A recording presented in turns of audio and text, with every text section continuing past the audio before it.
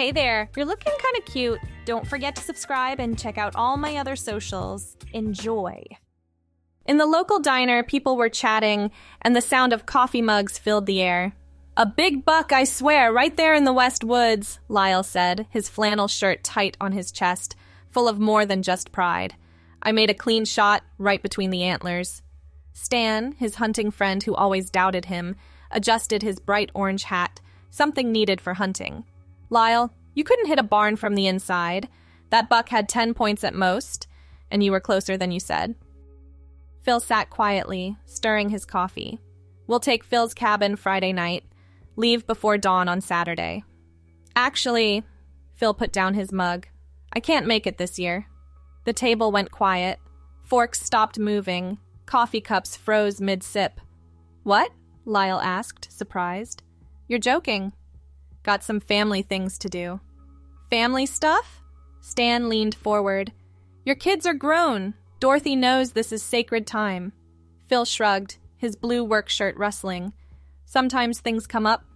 "Things don't just come up during deer season," Dave protested. "We've done this for 23 years straight." 24, Lyle corrected.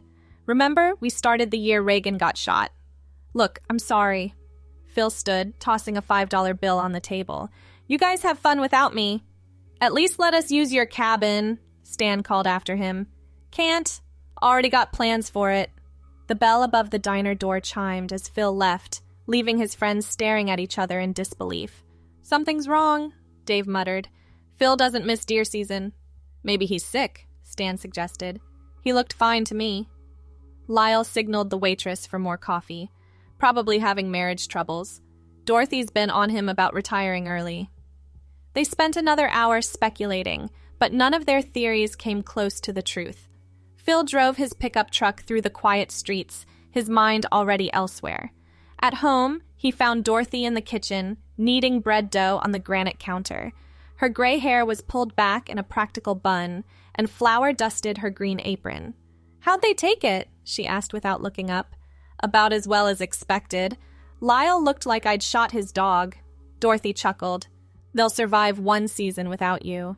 Phil wrapped his arms around her from behind. "Thanks for understanding." "I've been understanding for 35 years. She turned to face him, leaving flowery handprints on his shirt. "You deserve this weekend." "I'll owe you." "You already do the dishes every night. We're square." She kissed his cheek. "When are you leaving?" "Friday afternoon. Want to get there before dark." "And you've got everything you need?" Phil nodded, though his cheeks flushed slightly. "Picked up the last few things yesterday." Dorothy smiled knowingly. "Good. You should call that therapist she recommended. Dr. Morrison? Maybe after this weekend. Want to see how it goes first?" One step at a time, she returned to her bread. "Just be careful and happy." Phil spent the next 2 days going through the motions at work. He operated his forklift at the warehouse, loaded pallets, filed paperwork, but his mind kept drifting to Friday. When his supervisor asked if he was feeling all right, Phil blamed it on a head cold. Thursday night, he found himself in the basement, standing before an old cedar chest. His hands trembled slightly as he opened it.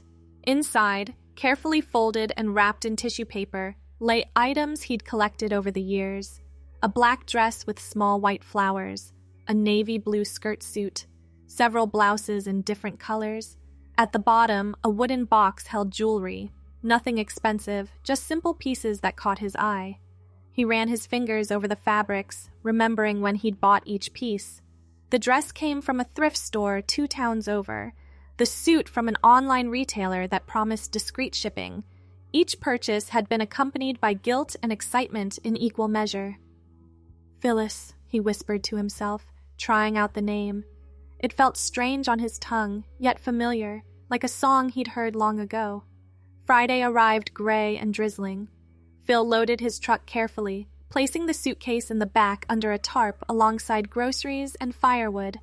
He'd told Dorothy he was leaving at 3, but found himself ready by noon, pacing the house like a caged animal. "Go," Dorothy finally said, pushing him toward the door. "You're making me nervous." "What if—" "No what ifs. You've planned this for months. Go." The drive to the cabin took 2 hours on winding mountain roads. Phil had inherited the place from his uncle 15 years ago, a simple A-frame structure nestled among pine trees, miles from the nearest neighbor. He'd spent countless weekends there with the guys, drinking beer and telling lies about the one that got away. Today felt different. He parked behind the cabin, out of sight from the dirt road. The rain had stopped, leaving the air crisp and smelling of pine needles. Phil unloaded his supplies, built a fire in the wood stove, and put away the groceries, normal tasks that calmed his racing heart. As darkness fell, he stood in the bedroom, the suitcase open on the quilted bedspread. His work clothes lay in a heap on the floor: blue shirt, tan pants, white socks, brown boots. In the mirror, he saw himself as others did, a 55-year-old man with graying hair and the beginnings of a paunch, a grandfather, a warehouse worker, a deer hunter, but not tonight. He started with a shower, using the lavender soap Dorothy had quietly slipped into his bag. Then came the unfamiliar ritual of shaving, not just his face, but his legs, arms, chest. The razor caught a few times, leaving small nicks he dabbed with tissue. Back in the bedroom, he opened a smaller bag and withdrew items ordered from a specialty website. They felt strange against his skin, but necessary for the illusion. Padding in the right places. Support where needed. He'd practiced at home when Dorothy was at her book club, but his hands still shook with each adjustment. The underwear came next. Simple white cotton, nothing fancy. Then nude pantyhose, which took 3 attempts to put on without snagging. He sat on the bed's edge, rolling them carefully up each leg, marveling at how different his skin looked and felt. The dress hung on the closet door. He'd chosen it specifically for this first evening. Knee-length, modest neckline, 3/4 sleeves. The black fabric was soft jersey that wouldn't wrinkle, with small white flowers scattered across it like stars. He stepped into it, zipping it up the back with some difficulty. In the bathroom, he faced his next challenge. The wig waited on its foam head, auburn waves that fell just past the shoulders. He'd watched countless YouTube tutorials, but positioning it correctly still took several attempts. Bobby pins helped secure it, though he used too many at first, creating an uncomfortable pulling sensation. Makeup proved the hardest part. His hands, so steady when gutting a deer or operating machinery, trembled as he applied foundation. The color looked too orange at first, and he had to wash it off and start over. The second attempt went better. Powder to set it. Brown eyeshadow, just a touch, nothing dramatic. Mascara nearly defeated him entirely, the wand poking his eye twice before he got the hang of it. Lipstick came last. He'd chosen a modest pink, what the saleswoman had called rose petal. His hand steadied as he applied it, following the natural line of his lips. He stepped back to look at the full effect. The person in the mirror was not quite right. The shoulders too broad, the hands too large. But in the soft light of the bathroom, if he squinted just so, he could see her. Phyllis. Black flats completed the outfit. Size 11, ordered from a website specializing in larger women's shoes. He practiced walking, remembering tips from those same videos. Smaller steps, hips forward, shoulders back. In the living room, he poured a glass of wine, white Zinfandel, which Phil would never drink but Phyllis enjoyed. He sat carefully on the couch, smoothing the dress over his knees, and stared into the fire. "Hello?" he said aloud, testing his voice. Too deep. He tried again, pitching it higher. "Hello, I'm Phyllis." Better, though far from perfect. The weekend stretched before him like an unopened gift. He'd made a list of activities, simple things that felt monumental. Cooking breakfast in a dress, reading on the porch, taking a walk in the woods, things Phil did all the time, but Phyllis had never experienced. He spent an hour simply existing, getting used to the feel of the clothes, the weight of the wig, the taste of lipstick. When he stood to refill his wine glass, the dress swished around his knees in a way that made him smile. The knock at the door nearly stopped his heart. Phil froze, wine glass halfway to his lips. No one knew he was here. The nearest neighbor was miles away. Maybe it was a lost hiker? The knock came again, louder. "Phil, you in there?" Lyle's slurred voice carried through the door. "Saw your truck, buddy." Panic flooded through him. How had Lyle found him? Why wasn't he with the others at deer camp? "Come on, man. I know you're there. Need to talk." Phil's mind raced. He couldn't answer the door like this. But Lyle wouldn't leave. Stubborn as a mule when he'd been drinking. The truck was clearly visible now that he thought about it. Stupid. He should have hidden it better. "Fine, be that way," Lyle called out. "I'll just wait on your porch until you stop being a baby." The sound of heavy footsteps on the wooden deck confirmed the threat. Phil crept to the window and peered through the curtain. Lyle sat heavily in one of the rocking chairs, a bottle of Jack Daniels in his hand. His orange hunting jacket glowed in the porch light. Minutes ticked by. Lyle started singing old Johnny Cash songs, badly off-key. He'd be there all night at this rate. Phil made a decision. He touched up his lipstick, adjusted the wig, and took a deep breath. His voice needed work, but in Lyle's current state, maybe it wouldn't matter. He practiced once more in the mirror. "Hello, I'm Phyllis, Phil's cousin."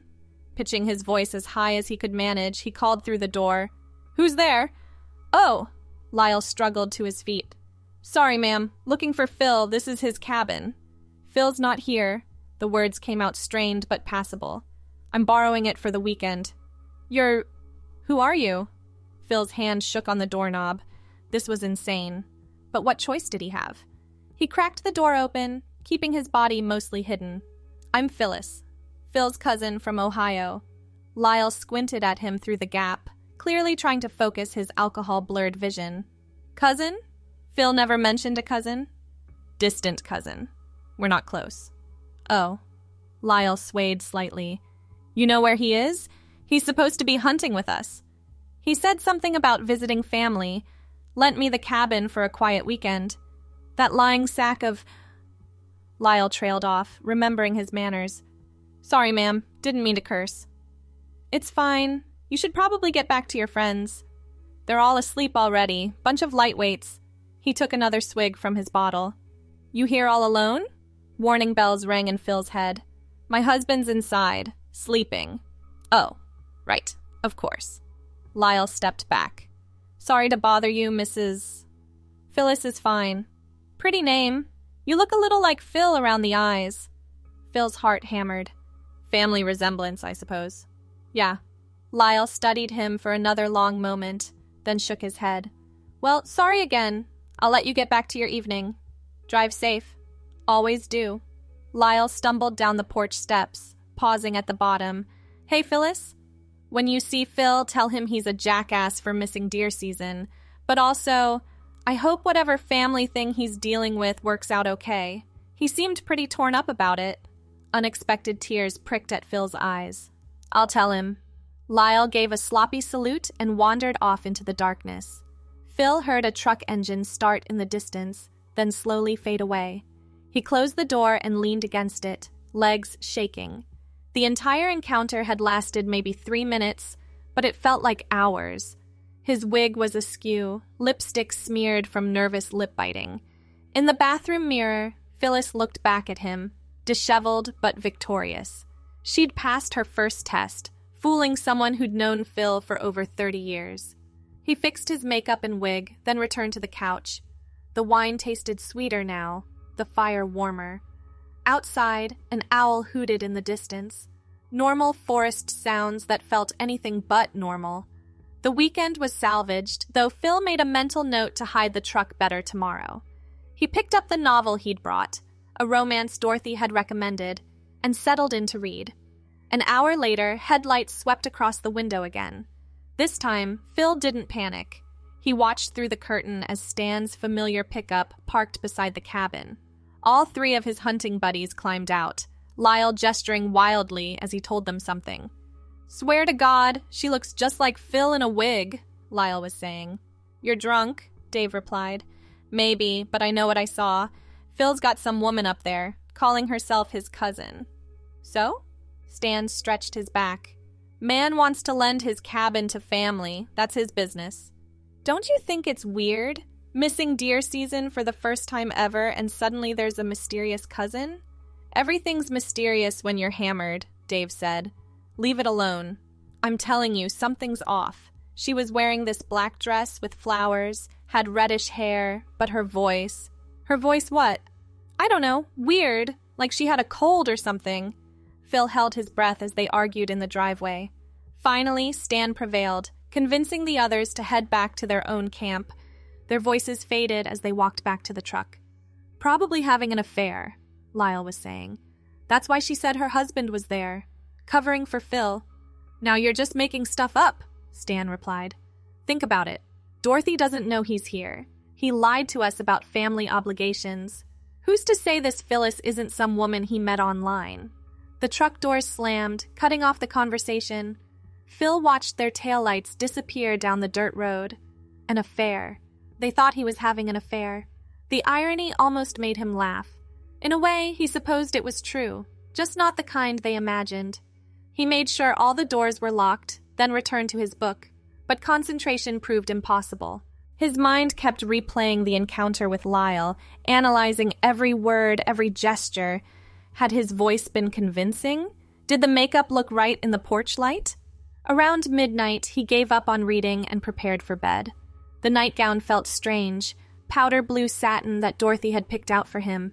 If you're going to do this, she'd said, you might as well feel pretty. He removed the wig carefully, placing it back on its stand.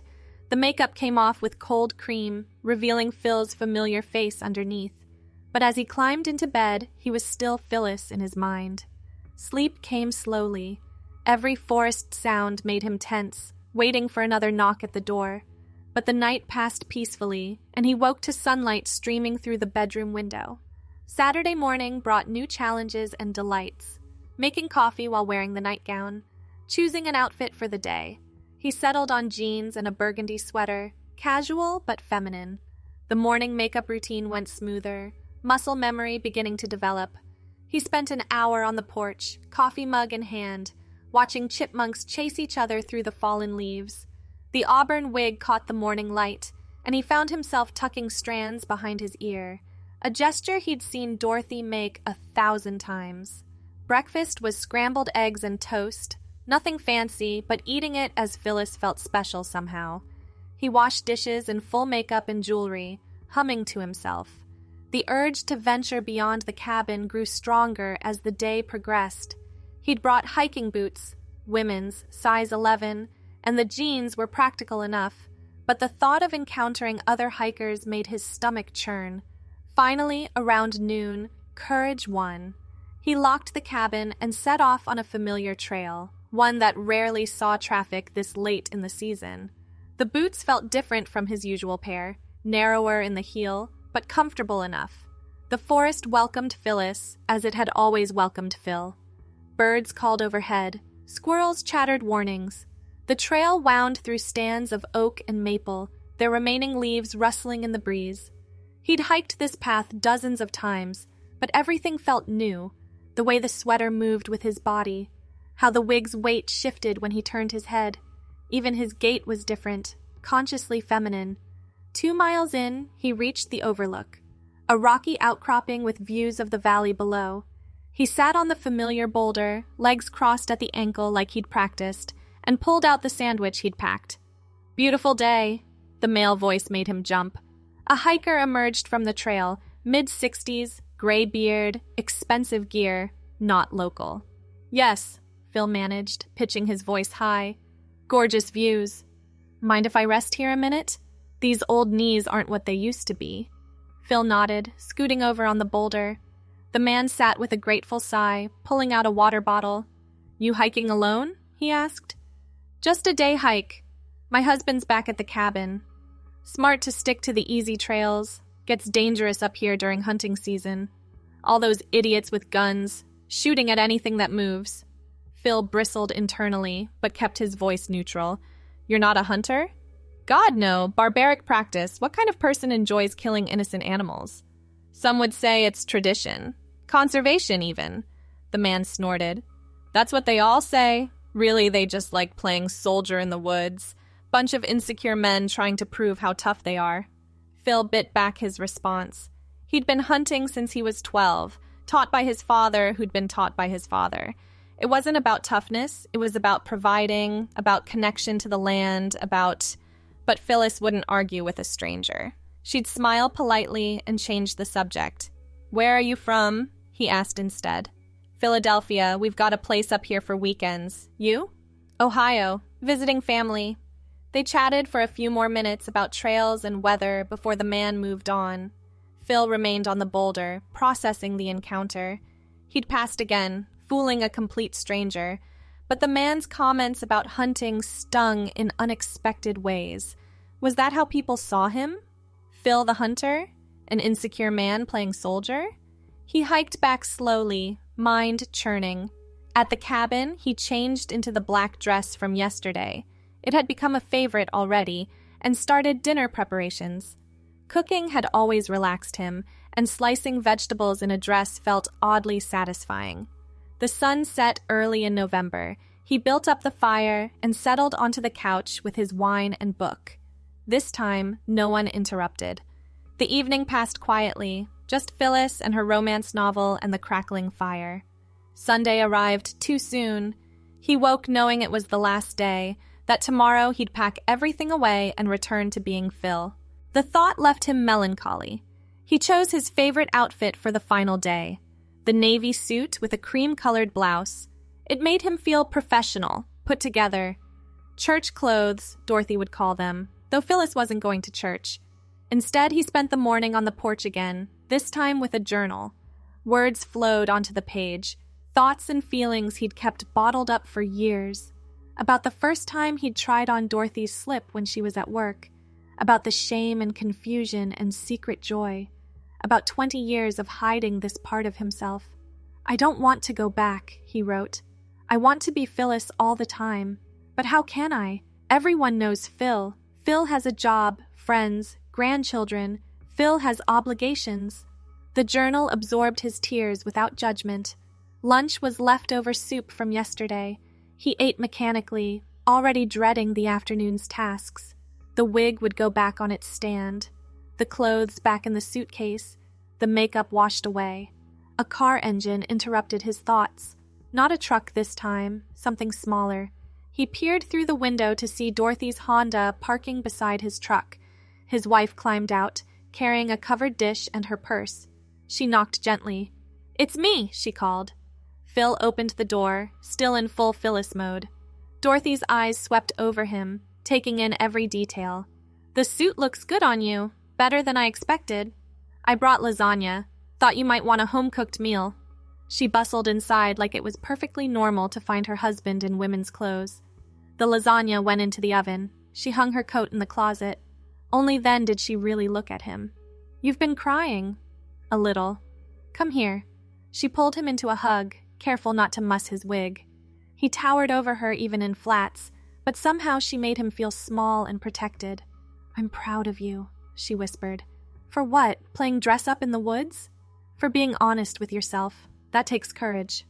They sat together on the couch while the lasagna heated. Dorothy asked questions. How did the shoes fit? Was the wig comfortable? Had anyone seen him? He told her about Lyle, and she laughed until tears streamed down her face. "An affair? Oh, that's rich. Wait until I tell my sister." "You can't tell anyone." "I'm kidding. Your secret's safe." She patted his knee. "Though you might want to prepare for some awkward questions from the boys. They think Phyllis is my mistress." "Let them. Better than the truth, right?" "Is it?" Dorothy's face grew serious. "That's for you to decide. This weekend was about finding out what you want." "What do you want?" "I don't know. I like being Phyllis, but I can't just stop being Phil." "Why not?" The question hung between them like a challenge. Because people depend on Phil. You married Phil. I married the person I love. If that person is happier as Phyllis, then I'll love Phyllis too. It's not that simple. It's exactly that simple. The rest is just logistics. They ate lasagna off paper plates, not wanting to dirty dishes. Dorothy complimented his makeup skills, suggested a different shade of lipstick, offered to go shopping with him for better-fitting clothes. "You're taking this awfully well," he said. "I've had 35 years to prepare. You think I didn't notice the catalogs hidden in the garage? The research on the computer? The way you looked at my dresses?" Why didn't you say anything? You weren't ready. Had to come to it on your own time. As afternoon faded to evening, Dorothy helped him pack. Each item folded carefully, stored with tissue paper. The wig went into its box, the makeup into its case. You can bring these home, she said. No need to hide them in the basement anymore. What will we tell people? Nothing if you don't want to, or everything if you do. We'll figure it out together. He changed back into Phil's clothes for the drive home, jeans, flannel shirt, boots. The transformation felt like putting on a costume now, like Phil was the disguise and Phyllis the reality. They convoyed back, Dorothy following his truck down the mountain roads. At home, he carried the suitcase inside without shame. The basement cedar chest would remain empty now, its secrets relocated to the bedroom closet. Monday morning came too fast. Phil dressed for work mechanically, tan pants, blue shirt, steel-toed boots. But underneath, a small rebellion, women's underwear, purchased specially for this purpose. A tiny piece of Phyllis hidden beneath Phil's uniform. At the warehouse, everything seemed normal. Pallets needed moving, orders required filling. His supervisor commented that he looked better, must have gotten over that cold. The boys were a different story. He found them at lunch, clustered around their usual table in the break room. Conversation stopped when he sat down. So, Lyle said finally, "Good weekend with the family?" "Fine. You?" "Oh, we had an interesting time. Met your cousin." Phil kept his face neutral. "Did you?" "Phyllis? From Ohio. Nice lady." "Bit mannish, though," Dave added. "No offense to your family." "None taken?" Stan cleared his throat. "Look, Phil, we're your friends. If something's going on, like an affair," Lyle interrupted, "we're here for you. No judgment." Phil almost laughed. No judgment for an affair, but what would they say about the truth? "I appreciate that, but there's nothing going on. Phyllis needed a quiet weekend away from her husband. I offered the cabin." "Her husband," Lyle repeated. "Right." "Drop it," Stan said. "Man's family business is his own." The conversation shifted to hunting stories, but Phil caught them glancing at him throughout lunch. The secret sat between them like a loaded gun.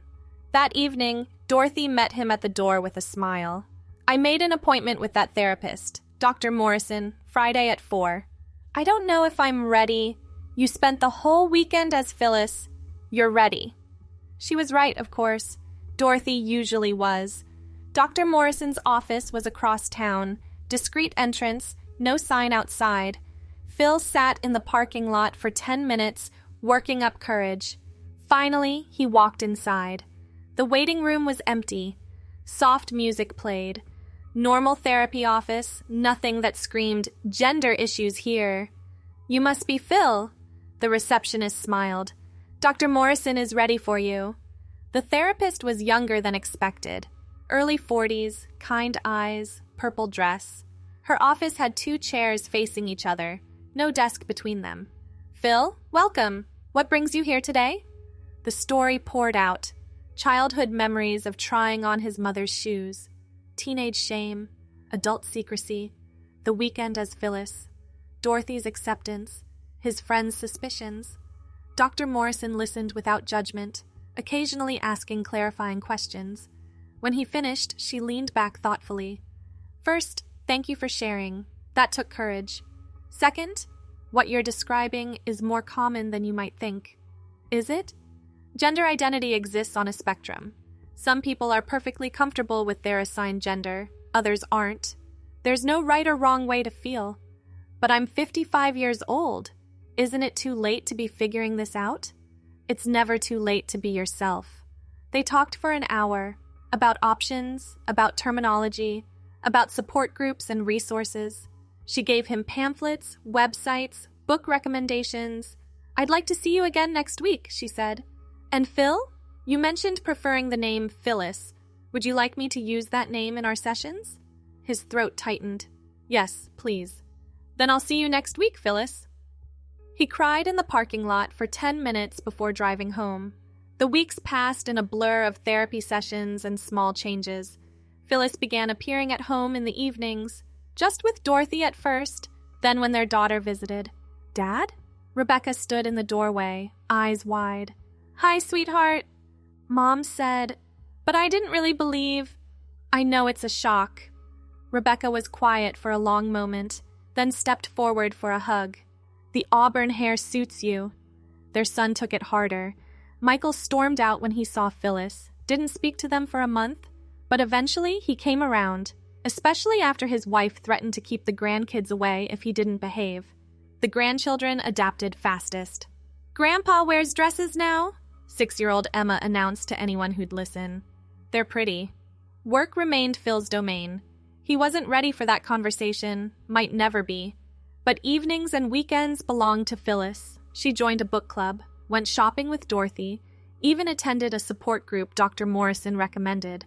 The first meeting terrified her. A church basement, folding chairs in a circle, a dozen people in various stages of transition. But they welcomed her warmly, shared their stories, offered advice on everything from voice training to dealing with family rejection. "It gets easier," promised Samantha, who'd transitioned 10 years ago. Not easy, but easier.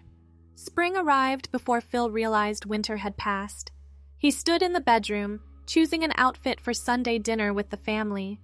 The closet now held equal amounts of Phil and Phyllis clothes. Dorothy appeared in the doorway. "The green dress brings out your eyes." "You think?" "Trust me."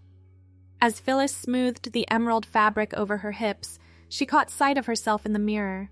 Not perfect, never perfect, but real in a way Phil had never been. The boys still met for coffee every week. They'd stopped asking about Phyllis after Phil insisted she'd return to Ohio. Lyle still made occasional jokes about Phil's weekend affair, but the others shut him down. Sometimes Phil wanted to tell them. To explain that Phyllis hadn't left, had never left, had always been there. But the words wouldn't come. Maybe someday. "Ready?" Dorothy called from downstairs. "Almost." Phyllis applied lipstick, a brighter shade now, more confident. The auburn wig settled into place like an old friend. One last look in the mirror. The woman staring back wasn't young or conventionally beautiful, but she was happy, genuinely, radiantly happy. "Coming," she called, voice pitched naturally higher now after months of practice. Downstairs, Dorothy waited with car keys and a smile. "You look lovely." "I feel lovely." They drove to Rebecca's house in comfortable silence. The radio played old country songs. Dorothy hummed along.